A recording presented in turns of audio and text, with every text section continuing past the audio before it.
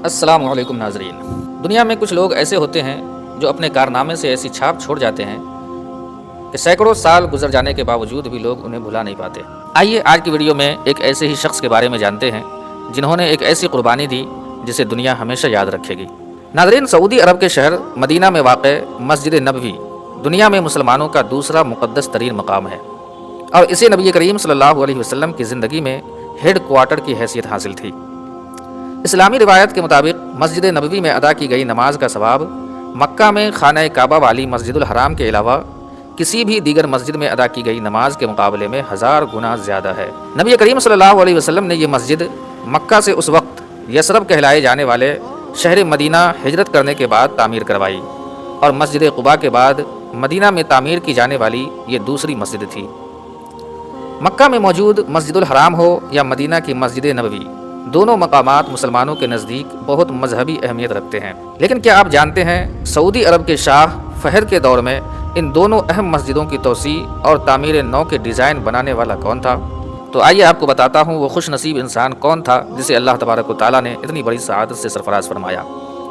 ناظرین، مسجد الحرام اور مسجد نبوی کی وسعت کے منصوبے کے تحت تعمیر نو اور ان کے ڈیزائن بنانے والے شخص کمال محمد اسماعیل ہیں، جو سن 1908 عیسوی میں پیدا ہوئے تھے۔ وہ مصر کے ہائی اسکول اور اس کے بعد رائل کالج آف انجینئرنگ سے گریجویشن کرنے والے سب سے کم عمر اسٹوڈنٹ تھے۔ کمال محمد رائل کالج سے تعلیم حاصل کرنے کے بعد اسلامی فن تعمیر کی تعلیم حاصل کرنے یورپ گئے، اور وہاں سے انہوں نے اسلامی فن تعمیر میں ڈاکٹریٹ کی ڈگری حاصل کی۔ وہ پہلے انجینئر تھے جنہوں نے حرمین شریفین کے مجموعی ڈیزائن توسیع کے منصوبے کی تعمیر نو کا چارج سنبھالا۔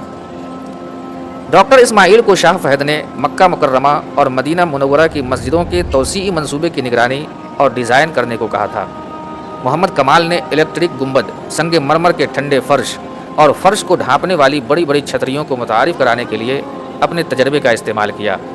یہ ڈیزائن بالکل الگ تھا جس نے سعودی عرب کے گرم موسم میں لاکھوں عازمین حج کو راحت فراہم کی۔ اسلامی فن تعمیر میں مہارت اور وسیع تجربہ رکھنے کے باوجود انہوں نے مسلمانوں کے سب سے مقدس مقامات کی توسیع کے منصوبے اور ڈیزائن کے لیے کام کرتے ہوئے 1 روپیہ بھی بطور معاوضہ لینے سے انکار کیا تھا۔ سعودی عرب کے بادشاہ شاہ فہد اور بن لادن کمپنی کی طرف سے انہیں معاوضہ دینے کی کوشش کی گئی، لیکن انہوں نے لینے سے صاف انکار کر دیا۔ انہیں جب حکام کی جانب سے اس کام کے بدلے معاوضہ لینے کا کہا گیا تو انہوں نے جواب دیا تھا کہ میں دنیا کے مقدس ترین مقامات پر اپنے کام کے پیسے کیوں لوں؟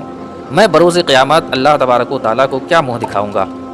جب انہوں نے مسجد الحرام اور مسجد نبوی کے ڈیزائن اور تعمیر نو کے معاہدے پر دستخط کیے تو اس وقت ان کی عمر 80 سال سے زیادہ تھی۔ اس کے بعد انہوں نے اپنی پوری زندگی مقدس مقامات پر کام کرتے ہوئے گزاری۔ کمال محمد اسماعیل نے 44 سال کی عمر تک شادی نہیں کی تھی۔ اس کے بعد انہوں نے شادی کی، لیکن کچھ عرصے بعد ان کا انتقال ہو گیا، اور مرنے سے پہلے انہوں نے ایک بیٹے کو جنم دیا تھا۔ اسی کی پرورش میں کمال محمد اسماعیل نے اپنی پوری زندگی گزار دی۔ کمال محمد نے اپنی زندگی کو عبادت کے لیے وقف کر دیا تھا۔ انہوں نے 100 سال سے زیادہ عمر پائی، اور ان کی وفات سن 2008 عیسوی میں ہوئی۔ ناظرین، یہ بات بھی قابل توجہ ہے کہ ان کی تعمیر کردہ عمارتوں میں استعمال ہونے والا مواد نایاب ہے۔ محمد کمال اسماعیل کے تعمیر میں جہاں مسجد الحرام اور مسجد نبوی کے ڈیزائن اور توسیع کا منصوبہ شامل تھا، وہیں ان کی جانب سے اس فن تعمیر میں سنگ مرمر اور چھتریوں کے جدید استعمال نے حجاج کو جسمانی راحت بھی پہنچائی۔ اگر آپ کو ان مقدس مقامات کی زیارت نصیب ہوئی ہے تو آپ کو معلوم ہوگا کہ سعودی عرب میں اگرچہ گرمی بہت ہے، لیکن مسجد الحرام کا فرش ٹھنڈا رہتا ہے، اور اس کی فرش کے ٹھنڈے ہونے کی وجہ عمارت میں استعمال ہونے والا سفید سنگ مرمر ہے۔ ڈاکٹر کمال نے اس منصوبے کے لیے یونان جا کر یہ نایاب سنگ مرمر خریدا تھا۔ یہ اپنی غیر معمولی چمک اور سفید رنگ کے لیے جانا جاتا ہے، اور گرم گھروں کو ٹھنڈا کرنے میں مدد کرتا ہے۔ ہر سال حج اور عمرہ کے فرائض ادا کرنے کے لیے آنے والے عازمین کی بڑھتی ہوئی تعداد کو مد نظر رکھتے ہوئے ان مسجدوں کی توسیع کی گئی تھی۔